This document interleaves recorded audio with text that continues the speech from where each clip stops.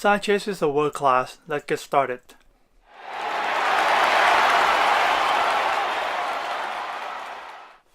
Hey guys, welcome to Arsenal Guru. It's the post-game review between Arsenal versus Brighton.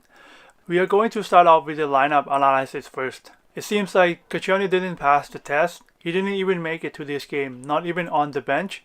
Holding is starting this game for him. Iwobi came straight back into the starting 11 in this game instead of Elneny. I think it is the right choice by Arsene Wenger in this case. We do need more attacking threat than a central midfielder in this case. Iwobi provides us exactly what we need in this game. Right off on the start, within 2 minutes, Lacazette hit the post. I thought that it went in for a moment. He looks really dangerous when he chews the ball, not just only inside the box but also around the box as well. We scored in the 16th minute from a corner by Monreal. It was a deep cross from Xhaka, which Lacazette was able to keep it in. Koscielny chews the ball, but it was blocked by one of their players. It falls to Bellerin, which he chews as well, and is blocked again. Now this time it falls to Monreal, which he brings down the ball by his chest, and he struck with his right foot, and we score a goal. It is good to see him score. He is the most unlikely person to score, but since we score, I'll take it. It doesn't matter who it is. So we were up 1-0. Brighton almost get a goal back after that. March hit the post from a free kick. It was a nice setup free kick. There was 3 players at the ball, which surprised me because why do they need 3 players at the ball? Maximum it was 2 or just only 1 to take it. It was a nice setup for them to let March to be able to hit from the long range, which he hit the post in this case.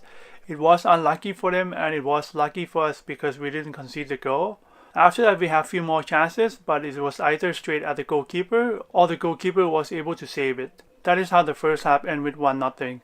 It could have been 2 or 3 up if we were sharper and it would be an easier game for us. In the second half, we scored the second goal in the 56th minute from Iwobi.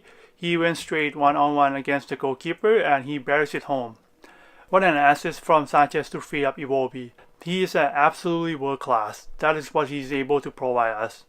I don't care how long he's going to be with us, but that is something that we need from him, not just only from an assist, but also for him to score more goals for us. We had 2 really good chances after that, but they were able to block all those shots. We let Brighton to come at us in the last 15 to 20 minutes or so. We were able to hold off and we get a clean sheet for this game. I would expect to see something better than that in the last 15 minutes because we let them have the ball where we should have the ball and just control the game and kill the game off or even score more goals. That is how the game ends with only 2-0 for this game. We get a job done, which is a great thing, and that is exactly what I predicted in the pre-game analysis of 2-0.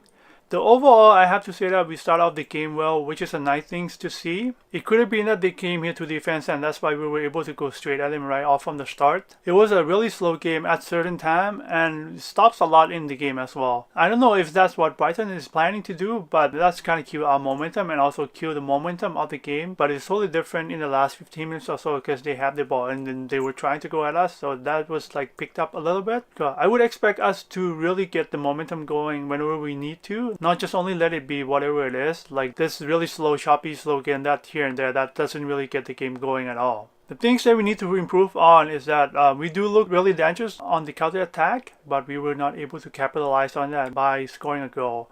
That is something that we need to work on. It could have been that they defense as well. I'm sure that we can score the goal if we really improve on that. Another thing that we do really need to improve on is to be able to break down defenses. In the final third, we don't know exactly what to do or where to go, and that's why the game is kind of slow, and that is why we were not able to score more goals in this game. I would expect more goals from us, like maybe 3 or 4 goals in this game, but we only get 2.